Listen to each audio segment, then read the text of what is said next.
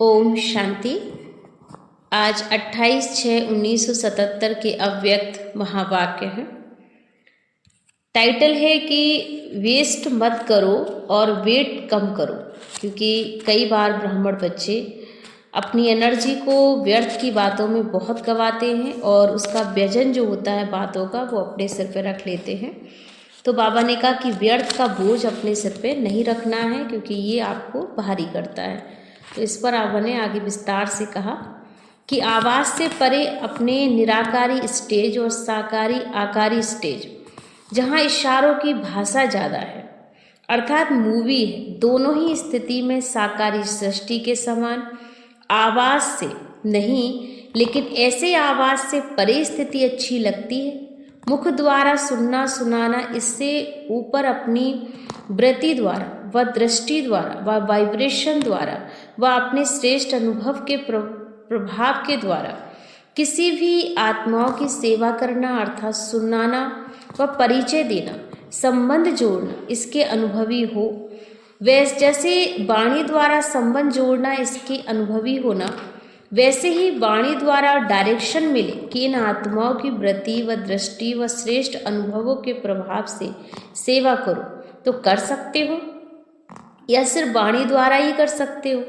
जैसे वाणी द्वारा आत्माओं को बाप से संबंध जुटाने के नंबरवार निमित्त बनते हो, वैसे ही अपनी सूक्ष्म स्थिति व मास्टर सर्वशक्तिवान व मास्टर ज्ञान सूर्य की स्थिति द्वारा आत्माओं की स्वयं की स्थिति व बाप के संबंध का अनुभव, पावरफुल वातावरण, वाइब्रेशन व स्वयं के शक्ति स्वरूप के संपर्क से उन्हें भी करा सकते हो।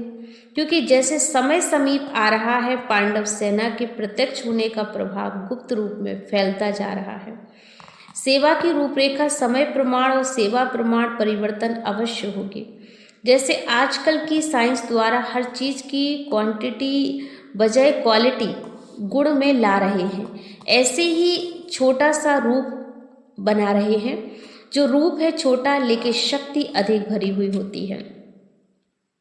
जैसे मिठास के विस्तार को सैकरिन के रूप में लाते हैं, विस्तार को सार में ला रहे हैं, इसी प्रकार पांडव सेना अर्थात साइलेंस की शक्ति वाली श्रेष्ठ आत्माएं भी, जो 1 घंटे के भाषण के द्वारा किसको परिचय दे सकते हो, वह 1 सेकंड की पावरफुल दृष्टि द्वारा, पावरफुल स्टेज के द्वारा, कल्याण की भावना के द्वारा, आत्मिक भाव द्वारा स्मृति दिला सकते हो व अप्रोक्ष साक्षात्कार करा सकते हो। तो अभी ऐसी प्रैक्टिस की आवश्यकता है। इसके लिए 2 बातों की आवश्यकता है जिससे ऐसी श्रेष्ठ सेवा के निमित्त बन सकते हो। वह कौन सी 2 बातों की तरफ विशेष अटेंशन दिलाना है, तो जानते हो वो कौन सी बातें हैं? एक तो बाबा ने कहा चारों ओर अटेंशन दिलाओ कि कोई भी चीज़ को वेस्ट माने बेकार मत करो, और दूसरी बात कहो कि वेट कम करो। वह लोग तो शरीर की वेट कम करने के लिए कहते हैं, लेकिन बाप दादा आत्मा के ऊपर जो बोझ है, जिस बोझ के कारण ऊंची स्टेज का अनुभव नहीं कर पाते हो, तो इस वेट को कम करो। एक है वेस्ट कम मत करो और दूसरा है वेट कम करो। इन 2 बातों के ऊपर विशेष बाबा ने अटेंशन दिलाया। तो अपनी शक्तियों का समय वेस्ट करने से जमा नहीं होती। जमा ना होने के कारण जो खुशी व शक्तिशाली स्टेज का अनुभव होना चाहिए, वह चाहते हुए भी नहीं कर सकते। जैसे आप श्रेष्ठ आत्माओं का विश्व कल्याणकारी बनने का कार्य है, उसी प्रमाण समय व शक्तियों न सिर्फ अपने प्रति, लेकिन अनेक आत्माओं की सेवा प्रति भी स्टॉक जमा होना चाहिए। अगर वेस्ट होता जा रहेगा तो स्वयं भी अपने ऊपर भरपूर अनुभव नहीं कर पाएंगे। जैसे आजकल की गवर्नमेंट भी बचत की स्कीम बना रही है, वैसे अपने प्रति आवश्यक समय की और शक्तियों में से इकोनॉमी का लक्ष्य रखते हुए बचत करनी चाहिए। क्योंकि विश्व की सर्व आत्माएं आप श्रेष्ठ आत्माओं का परिवार है। जितना बड़ा परिवार होता उतना ही इकोनॉमी का ख्याल रखा जाता है। तो आप जैसा बड़ा परिवार और किसका है? तो सब आत्माओं को सामने रखते हुए स्वयं को बेहद की सेवार्थ निमित्त समझते हुए अपने समय और शक्ति को कार्य में लगाते हुए मास्टर रचता की स्थिति में रहता है। वह अपने प्रति ही कमाया और खाया, या कुछ खाया कुछ गवाया, ऐसे अलबेले होकर चल रहे हो तो अपने सर्व खजानों की बचत बनाओ। इतनी बड़ी जिम्मेवारी का कार उठाने वाली आत्माएं अगर जमा ना होगा तो कार कैसे सफल कर सकेगी। तो ड्रामा अनुसार होना ही है, यह हुआ नॉलेज की बात। लेकिन ड्रामा में मुझे भी निमित्त बन सेवा द्वारा श्रेष्ठ प्राप्ति करनी है, यह लक्ष्य रखते हुए हर खजाने की बजट बनाओ। बजट में भी लक्ष्य क्या रखना है, स्लोगन याद है, कम खर्च वाला नशीन। हर खजाने को चेक करो कितना जमा है, उस जमा के खाते जो बेहद की आत्माओं की सेवा हो सकती है। तो हर एक सब्जेक्ट की भी चेकिंग करो कि हर सब्जेक्ट के द्वारा बेहद की सेवा के निमित्त बन सकते। वह सिर्फ ज्ञान द्वारा कर सकते हो, धारणा द्वारा नहीं। जब फुल पास होना है तो फुल सब्जेक्ट द्वारा सेवा के निमित्त बनना भी आवश्यक है। अगर एक भी सब्जेक्ट में कमी है तो फुल पास नहीं लेकिन पास होंगे। एक है पास विद ऑनर और दूसरी स्टेज है पास होना।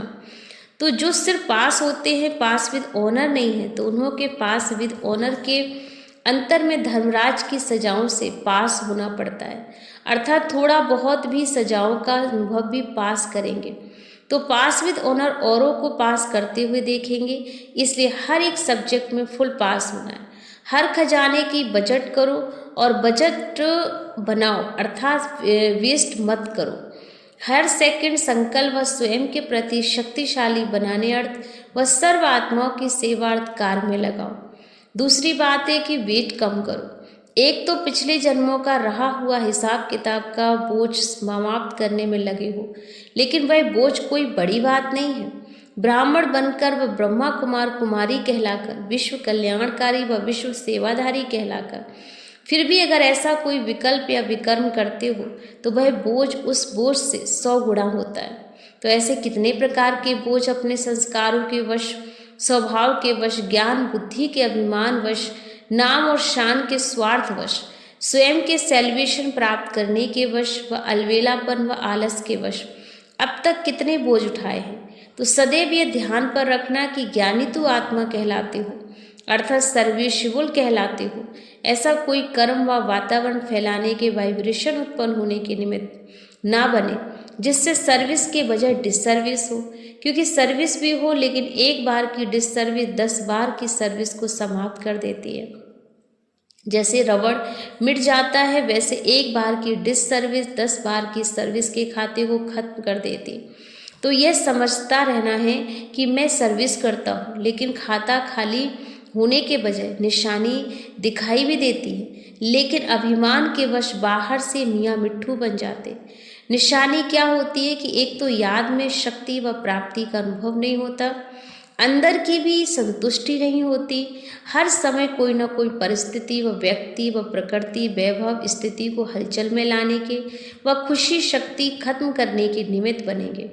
बाहर का दिखावा इतना सुंदर होगा जो अनेक आत्माएं उन्हें ना परखने कारण सबसे अच्छा खुश मिजाज और पुरुषार्थी समझेंगे, लेकिन अंदर बिल्कुल उलझन में खोखलापन होता है। नाम मान शान का फुल बोझ होता है, लेकिन खजानों का खाता, अनुभूतियों का खाता खाली के बराबर होता है। अर्थात नाम मान शान और निशानी क्या होगी। ऐसी आत्मा स्वयं विघ्नों के वश होने के कारण सेवा के कार्य में विघ्न रूप बन जाती है। नाम विघ्न विनाशक होगा लेकिन बनते विघ्न रूप है। तो ऐसी आत्माओं के ऊपर समय प्रति समय बोझ से वेट करने के बजाय अनेक प्रकार के मानसिक व्यर्थ चिंतन व मानसिक अशांति ऐसे अनेक रोग पैदा कर लेते हैं। दूसरी बात है वेट होने का कारण है पुरुषार्थ की रफ्तार तीव्र नहीं हो सकती। हाई जंप देते हैं तो छोड़ो, लेकिन दौड़ भी नहीं लगा पाएंगे। प्लान बनाएंगे कि हम यह करेंगे लेकिन सफल नहीं हो सकते। तीसरी कोई बात ऐसी वेट वाली आत्मा जो विघ्न रूप व डिसर्विस के निमित्त बनती, बाबा को अर्पण किया हुआ अपना तन मन व ईश्वरीय सेवा अर्थ मिला हुआ धन अपने विघ्नों के कारण वेस्ट करती हैं अर्थात सफलता नहीं पाती हैं, तो उनके वेस्ट करने का भी बोझ चढ़ता है। इसलिए पापों की गहन गति को अच्छी तरह जानो। अब क्या करना है, वेस्ट मत करो और वेट कम करो। धर्मराजपुरी में जाने के पहले अपना धर्मराज बनो, अपना पूरा चोपड़ा खोलो और चेक करो कि पाप और पुण्य का खाता क्या रहा है, क्या जमा करना है और विशेष स्वयं प्रति प्लान बनाओ। पाप के खाते को भस्म करो, पुण्य के खाते को बढ़ाओ। बाप दादा बच्चों के खाते को देखते हुए समझते हैं कि माला माल हो जाए, है ना, लेकिन प्रकृति का पाठ पढ़ रहा है। वैसे प्रकृति अपने मौसम के समय प्रमाण अपनी तीव्र गति से कार्य करे। ऐसे ब्राह्मणों को कमाई जमा करने की मौसम है, तो मौसम प्रमाण तीव्र गति से अपना कार्य आगे करो, क्योंकि अगर हमें नंबर 1 में जाना है तो वेट कम करना ही होगा। ओम शांति।